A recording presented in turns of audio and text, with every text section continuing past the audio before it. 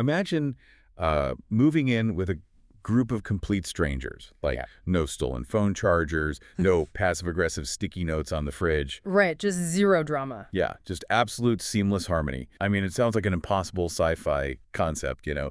But today, we are exploring a source that claims this reality actually exists already. It does, yeah.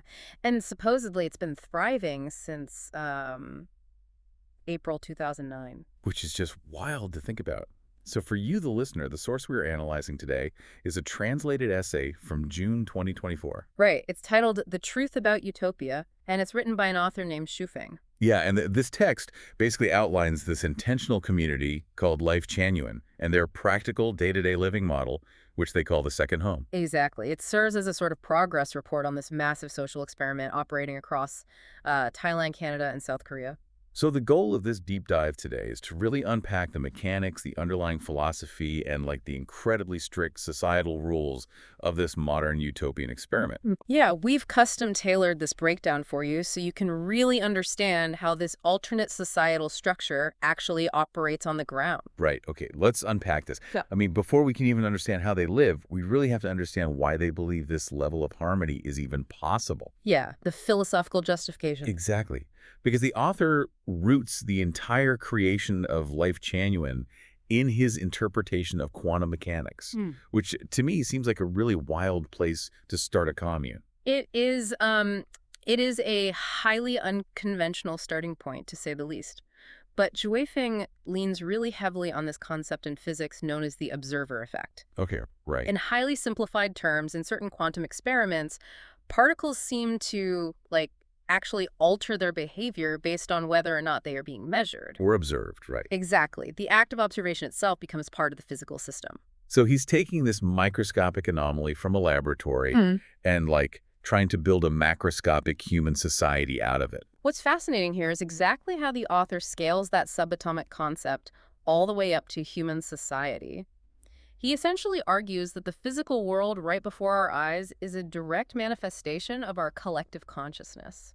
Oh, wow. Yeah, he's proposing that reality doesn't just influence how we think, but rather how we think literally dictates the physical and social structures around us. Okay, but if consciousness literally creates the physical world, then building a utopia isn't just about, changing tax laws or making a chore wheel for the kitchen. No, not at all. You literally have to hack the human mind first. It's almost like this choose-your-own-adventure reality. Like, if your mind is chaotic, your society is chaotic. And conversely, if you can get everyone's mind on the exact same peaceful frequency, the environment, according to this theory anyway, has no choice but to reflect that peace. Because reality is just matching the consciousness. Right. And because of this, the author claims to have successfully built what he calls the kingdom of the greatest creator. Which he also refers to as a heaven on earth. Right. Yes, and Suifeng-style communism. See, that specific phrase, Suifeng-style communism, it really stands out.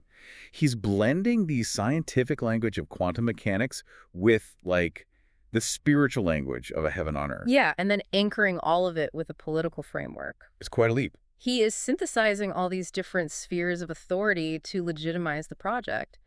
When he says communism here, he isn't strictly referring to historical political movements. Oh, okay. He's focusing on the pure communal aspect, the total elimination of private property and class struggle, but achieved not through revolution, but through this unified, purified consciousness. And according to the text, it's supposedly working, right? That's the claim.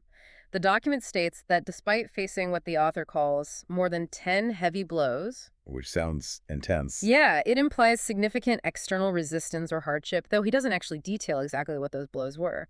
But supposedly, the second home model has survived and even expanded for 16 years. Okay, but look, if the goal is a perfectly unified consciousness, somebody still has to actually take out the trash in the physical world, right? Oh, absolutely. Let's look at how this philosophy translates into the daily architecture of equality in the second home. Because the text states that there are no rulers and no managers. Right? None. Power is completely eliminated in favor of just a division of labor. So what do they rely on if there are no managers? They rely purely on what they call concepts and procedures. Okay, I've seen modern tech companies try something similar with corporate holacracy, Oh, right, yeah. where instead of a traditional boss-employee pyramid, authority is distributed among, like self-organizing teams. Everyone just does their part based on specific roles rather than reporting to a CEO. Completely flattens the hierarchy. That is a very apt comparison for their workflow. The text notes that everyone is a laborer and everyone participates. But they get to choose their jobs, right? Yeah, members choose their own work based on their individual needs and conditions. But Lifechanyuan takes this elimination of hierarchy way beyond just the workplace. Right, because, like you mentioned, they eliminate all private property, which, to be fair, is a pretty common feature of utopian experiments. It is, but where they really diverge is how they apply that exact same logic of abolition to human relationships. Yeah, this is where it gets extreme. The most radical rules in the text mandate: no marriage, no family, and no kinship relations whatsoever. None at all. Wait, so if someone living there has a child, the community just takes them? Essentially, yes. The biological tie is effectively severed in terms of daily responsibility and authority. Children are raised, educated, and cared for entirely by the collective. Not the biological parents. Correct. And similarly, the elderly are supported completely by the community, not by their specific adult children. I mean, erasing the family unit completely is just staggering to think about. The family is generally considered the fundamental building block of human society. Right. It's one thing to say, oh, nobody owns a tractor here.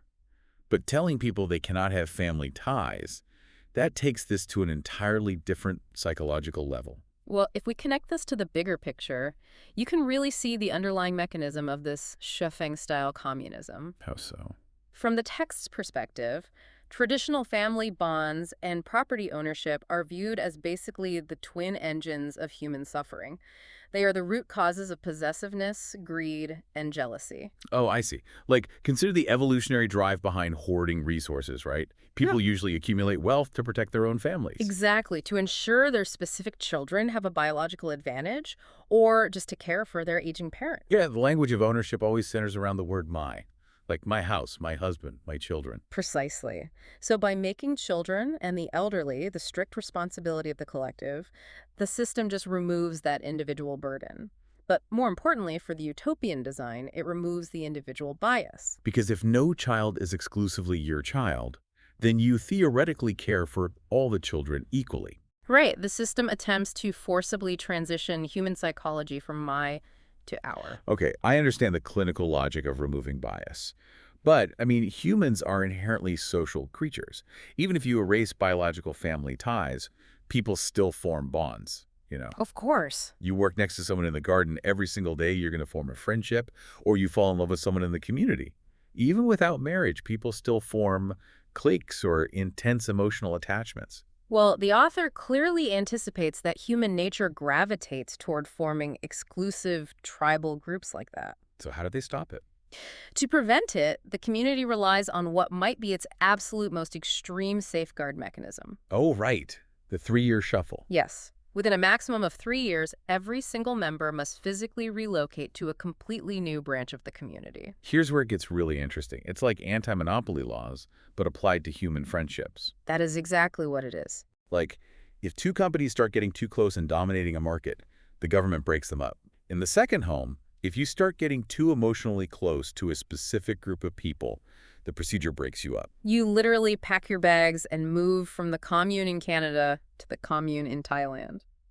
The text is incredibly explicit about this too, right? It is. The stated purpose of this mandatory physical uprooting is to explicitly prevent the formation of, quote, special emotional interest and factional relationships. It is literally automated detachment. Automated detachment, yes. But this introduces a massive paradox for me, because simultaneously the text outlines these extreme, boundless freedoms for the members. Right. It says there is no distribution, meaning you just take whatever resources you need. Yeah, and no assessment, no supervision. The exact quote is, everything is according to nature and ability. Plus, there is absolute freedom of communication and the freedom to leave the community at any time. The text really presents this very complex duality between, like, absolute freedom and absolute control. It does. Because claiming there are no rules and no managers feels really contradictory when you have a mandatory global migration cycle just to stop people from having a best friend. It is a stark contrast. Forcing someone to pack up all their non-existent belongings and move to a different country every 3 years sounds like a massive rule. Well, this raises an important question about how freedom is actually defined within this specific utopian framework. Right. It comes back to their reliance on concepts and procedures. See, a manager is a human being who tells you what to do, which inevitably creates interpersonal friction, resentment, a power dynamic. Yeah, nobody likes being bossed around. Exactly. A procedure, however, is just a mechanism of the environment. By mandating rotation every 3 years, the system doesn't need a human manager to scold people for forming cliques. Or to intervene in interpersonal drama. Right. The physical environment physically prevents long-term attachments from taking root. The procedure itself keeps the peace, kind of absorbing the friction that would normally occur between people. So the system regulates the behavior. So no individual has to play the bad guy. Exactly. It's a fascinating, if slightly chilling way to design a society. But amidst all this automated detachment, they do make one tiny concession to personal boundaries, right? Yes, the text notes that while bedrooms are not owned by individuals, they are deemed sacred and inviolable. The sacred bedroom. Yeah, it serves as a necessary pressure valve. Because in a society that has otherwise entirely abolished the personal in favor of the collective, Where you have no personal property and no permanent relationship. right, you still require a psychological safe space. An inviolable room provides that minimum viable privacy needed for a human mind to just function without snapping under the weight of constant communal exposure. Okay, so if a listener is hearing this and thinking, wow, absolute freedom from financial worry sounds great. I can take whatever resources I need. I get a sacred bedroom. And I don't really mind moving every 3 years if it means I never have to argue with a landlord or a boss ever again. It sounds appealing on the surface. But if the system is this perfectly automated, they can't just let anyone walk in off the street and risk disrupting the harmony, right? Like, Right. people who still possess that hoarding mentality could destroy the resource-sharing model overnight. Absolutely. The entry requirements act as a massive filtration system. To even be considered a member, an applicant must undergo at least a 6-month spiritual purification process. 6 months, wow. Yeah, it is a period of intense psychological and spiritual recalibration before you can fully integrate into the community. And it goes far beyond just, like, sitting in meditation, right? Right. Members must revere God, life, and nature. But most intensely, they have to strictly adhere to a text called the 800 Values for New Era Human Beings. Think about the cognitive load of navigating 800 specific values. I can barely remember my grocery list. Right. We struggle as a broader society to agree on just a handful of basic moral guidelines. Having to memorize and internalize 800 distinct rules forces the state of constant self-monitoring. Oh, that makes sense. It ensures that by the time you are fully integrated, the community's ideology has completely replaced your previous worldview. And then there is the financial toll booth. Yes. Before entering, members must own absolutely nothing. You have to sever all worldly ties, and crucially, you must pay off all your outside debts. You have to enter with a totally clean slate, financially and materially. From a practical standpoint, requiring new members to clear all outside debts ensures the community isn't, harassed by external creditors or legal systems. It creates a physical and legal moat around the commune. Exactly. But spiritually, you are stripped of your past burdens and immediately tasked with generating value for the collective. Once inside, you must be unselfish, selfless, and unattached, actively participating in the creation of material or spiritual wealth to, quote, accumulate merit. Which really makes me question their earlier claim about having no assessment. Right, the contradiction again. If you have to strictly obey exactly 800 distinct values, undergo a 6-month purification, clear all your debts, and prove you are completely selfless, that is the ultimate assessment. You are being heavily evaluated before you can cross the threshold. Well, the text is very transparent that this utopian life is earned, it is not given. The no assessment rule only applies once you are fully inside and have proven your consciousness is aligned. Oh, I see. Swifting frames this entire process as a binary choice for the reader. If you can meet these monumental conditions of total detachment and purification, you get to, as the text claims, ascend to heaven in one step. Ascend to heaven in one step. Like that. But I imagine the vast majority of people reading the essay cannot just drop their families, pay off their mortgages instantly, and memorize 800 values. No, most people definitely cannot. So how does the author address the people who fail to meet that standard? The text simply categorizes them as a common person. If you cannot achieve this level of detachment, you remain in the traditional world, just continuing your current life with all its inherent suffering, jealousy, and conflict. Wow. The text places the burden of entry entirely on the individual's spiritual fortitude. That is an incredibly effective rhetorical defense mechanism.